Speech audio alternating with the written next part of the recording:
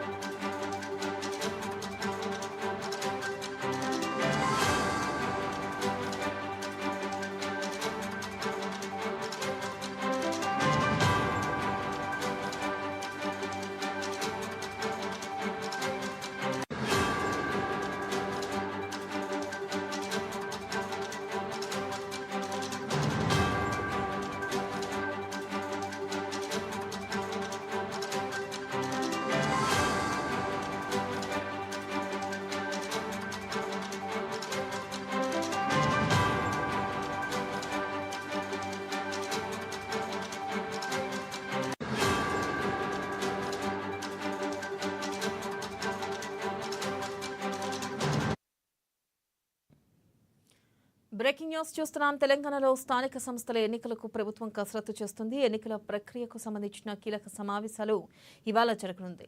రిజర్వేషన్లపై command control కార్యాలయంలో ముఖ్యమంత్రి రేవంత్ రెడ్డి నేడు సమీక్షను నిర్వహించుతున్నారు.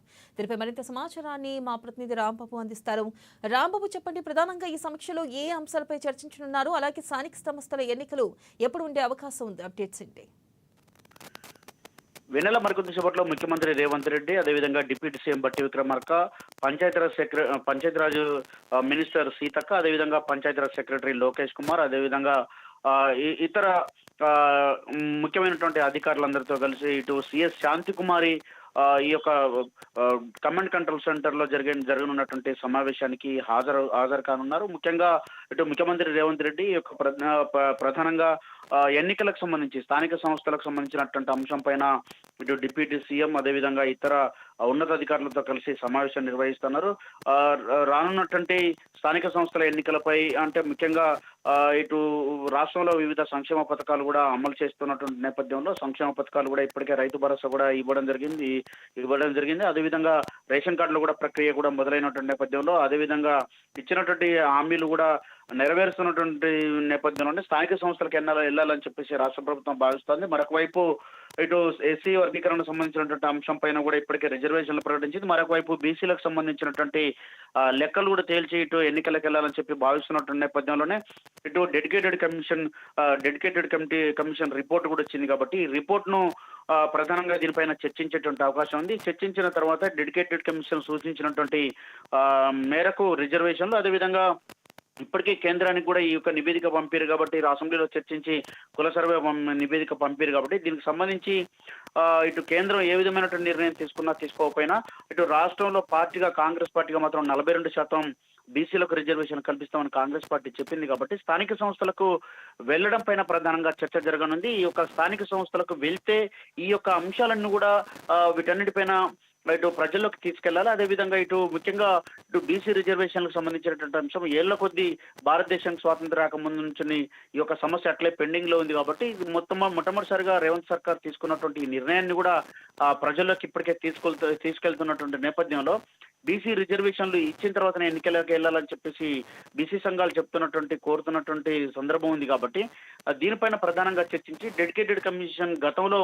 ఇటు బీసీ కమిషన్ ఇచ్చినటువంటి 2019లో బీఆర్ఎస్ సర్కార్ 23%తోనే ఎన్నికలకు వెళ్ళింది కాబట్టి ఈసారి 42% రిజర్వేషన్లతో వెళ్ళాలని చెప్పి భావించిన అటు కేంద్రం ఇప్పట్లో తేల్చేటువంటి అవకాశం లేదు కాబట్టి ఇటు డెడికేటెడ్ కమిషన్ ఇచ్చినటువంటి రిపోర్ట్ ఆధారంగా అదేవిధంగా రాజకీయ పార్టీగా 42% రిజర్వేషన్లతో వెళ్ళాలని చెప్పి భావిస్తోంది కాబట్టి స్థానిక సంస్థల ఎన్నికలకు అతి త్వరలోనే వెళ్ళాలని చెప్పేసి ఏ క్షణమైన నోటిఫికేషన్ ఇచ్చేందుకు రాష్ట్ర ప్రభుత్వం సిద్ధంగా ఉంది కాబట్టి దీనిపైన ఉన్నతాధికారులతోటి ఇటు పంచాయతీరాజ్ అధికారులతోటి ముఖ్యమంత్రి రేవంత్ రెడ్డి మంత్రి సీతక్క డిప్యూటీ సీఎం బట్టి విక్రమార్క సిఎస్ శాంతికుమారి సమావేశం అవుతున్నారు వెనెల.